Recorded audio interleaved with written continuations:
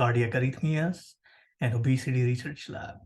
I'm Kedar Aras, Assistant Professor in the Department of Physiology and Biophysics in the Jacob School of Medicine and Biomedical Sciences at University at Buffalo.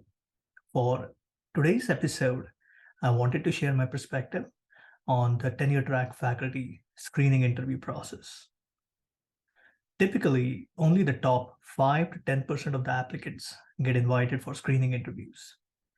And you can expect anywhere from 100 to even 1,000 applicants, depending upon the prestige of the university.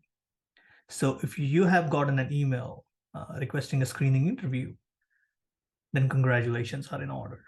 You made the first cut. Now, typically, the search committee who will be interviewing you looks for two things. One is your ability to communicate, your ability to talk about yourself, talk about your research plan and vision. How well can you articulate all of those things?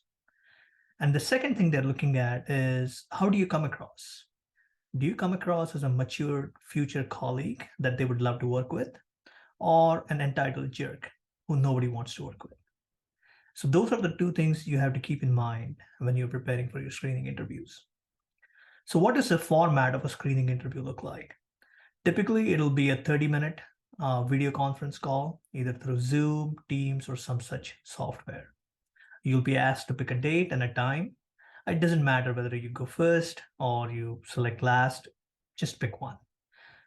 And then during the 30 minutes, typically the first 5 minutes will be spent through the introductions. They'll introduce yourself. The faculty members on the other side will be typically 4 to 8, depending upon how big the search committee is.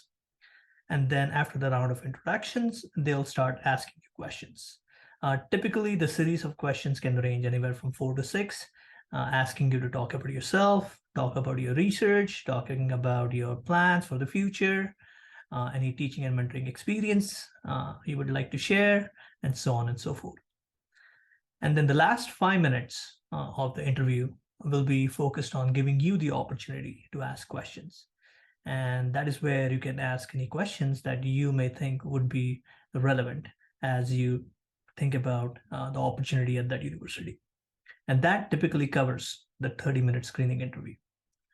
Now, what are the kind of questions you should prepare for? Well, hopefully I'll see you in the next episode where I'll go into the likely questions they will ask that you can prepare for. Until then, see you.